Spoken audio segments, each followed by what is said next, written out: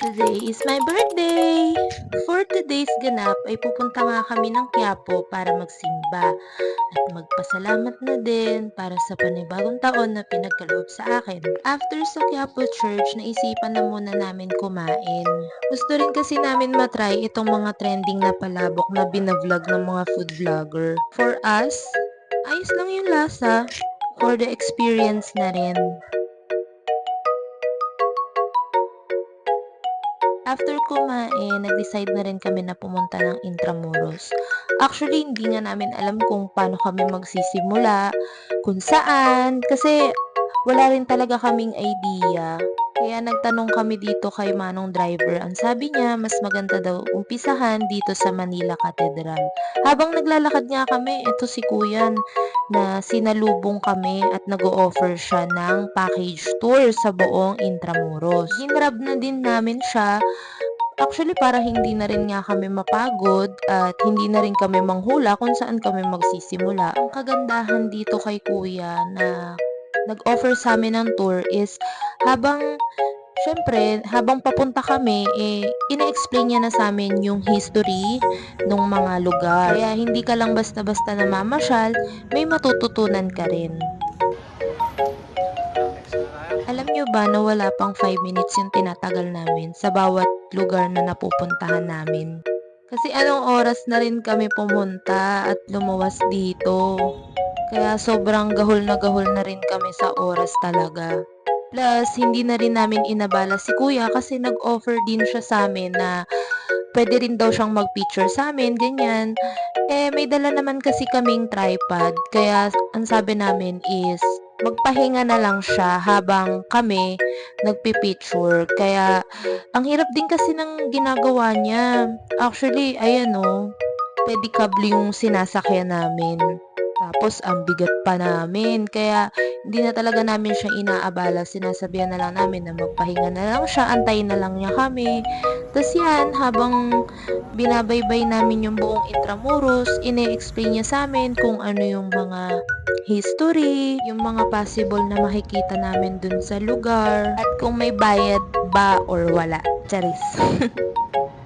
Sobrang nakaka-amaze lang talaga kasi first time ko lang talagang makapunta dito. As in yung buong Makalibot Although nag-aral ako dito sa Maynila, first time ko talaga siyang nalibot and amazed na amazed talaga ako. Alam nyo ba na may nakakatawang kwento dito sa Jones Bridge na to? Kasi akala namin talaga ng asawa ko is sa Pasig lang to. Nakikita kasi namin to sa internet na maraming nagpupunta, ganyan. Maraming nagpipicture. So, pumunta kami ng Pasig. Tapos, nung nag-research kami, nag-research pa talaga kami, nandun na kami sa Pasig. Napag-alaman namin na sa Manila pala to. My God. Sobrang epic talaga ng moment na yun. Anyway, ito na yung huli namin pupuntahan, yung Fort Santiago. Actually, nakakasad kasi yung dungeon na pinaka-inaasa-asahan talaga namin na mapupuntahan namin, sarado. Umuulan na rin kasi niyan, kaya high tide daw, kaya hindi talaga siya inopen. Ang ganda lang dito kasi pet friendly din sila. Tapos ayan o, naabutan na kami ng ulan. Diyos ko, aura-aura ka pa kasi, day. And yung mga gamit namin nandun kay Kuya Bobby.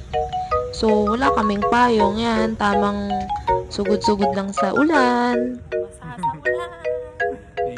Pagpasok nga namin dito, naka-aircon. Kaya sabi ko sa asawa ko, lumabas na lang kami since naulanan na kami.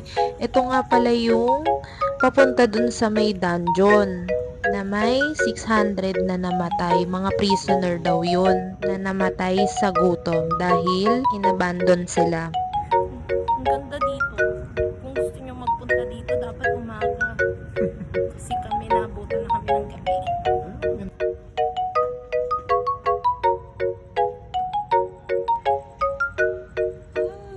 So ito yung sinasabi ni kuyang cashier na ano daw, na high tide. Kaya hindi tayo pwede magpapasok sa dungeon.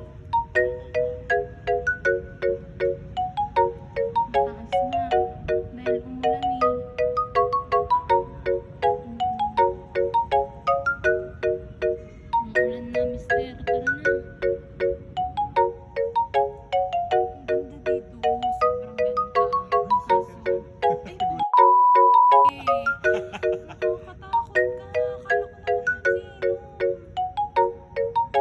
Grabe, sobrang gulat na gulat kaya ako diyan, as in. Kasi nakakatakot din yung lugar. Siyempre ang daming namatay dito tapos yung asawa mo biglang nagganon. Sinong hindi magugulat, 'di ba? Then napahinto kami dito sa shrine ni Jose Rizal. Sobrang creepy kasi ang dilim na talaga, as in. Tapos ayan 'no, pinasok ko pa yung camera ko dun sa may loob. Alam nyo ba na habang nagvo-voice over ako ngayon, kinikilabutan pa rin ako. Ewan ko, wala naman akong nakitang something, pero iba yung vibe talaga niya. Eto, pabalik na kami nito eh. Kasi nagugutom na rin kami, tsaka gusto na rin namin kunin yung mga gamit namin. Tapos sabi ko sa asawa ko, kuhaan niya ako ng picture dito. Ay, siya pala ang kuhaan ko kaso ayaw niya. Sabi niya ang creepy daw. Sabi ko parang nadideja vu ako kasi ganito yung mga na ano ko eh, na papaniginipan, yung mga ganung scene. Tas ayan, nagpicture-picture lang kami dito. Buti nga hindi na umuulan eh, napahinto na. Daan nga namin dito, sobrang creepy, hindi ko alam. Pero kusang tumatayo yung mga balahibo ko or siguro napapraning lang ako, nag-overthink. Iba kasi talaga yung aura. Anyway, may mga bilihan pala dito ng souvenir sa loob. Tsaka may mga restaurant din na pwede nyong kainan. Hindi ko lang sure kung lahat yan nagbubukas kasi gabi na kami nung nakarating dito eh. Baka nagsarado sila ng maaga. Hindi ko lang sure. Ang ganda siguro dito no kung naabutan namin na maaga. Ito yung hinuli namin kasi hanggang 11 PM pa daw sila nagsasara. Tapos ayan, naghahanap lang kami ng asawa ko ng pwedeng mapwestuhan para kumain. Kasi may dala kaming pagkain yung binili naming lumpiang sariwa kanina. Tapos nadaanan namin to. Wala, ang creepy lang. Sobrang creepy. Hindi ko din alam, basta dinala na lang yung mga paa namin papunta dito. Tapos sabi ko ayokong pumasok kasi nga parang may something dun sa may dulo at natatakot ako. Plus, ito pang sira-sirang structure na to. Iba yung vibe as in. Tas itong asawa ko umakyat pa. Diyos ko po.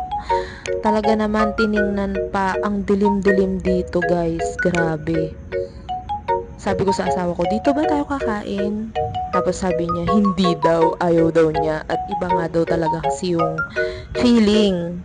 Pero nagtagal din kami dito ha. Siguro mga 5 minutes na tiningnan-tingnan namin yung paligid. After kumain, lumabas na rin kami. Then, ito, may nakita kaming resto, Figaro. Dito kami kumain. Ang sasarap na mga pagkain nila dito, guys. Anong oras na rin, so nag-decide na lang kami na mag-grab. Ayun lang. Sana nag-enjoy kayo dito sa aming video na napakagulo ng iba kong mga pinagsasabi. Sana nag-enjoy kayo. Yun lang. Salamat.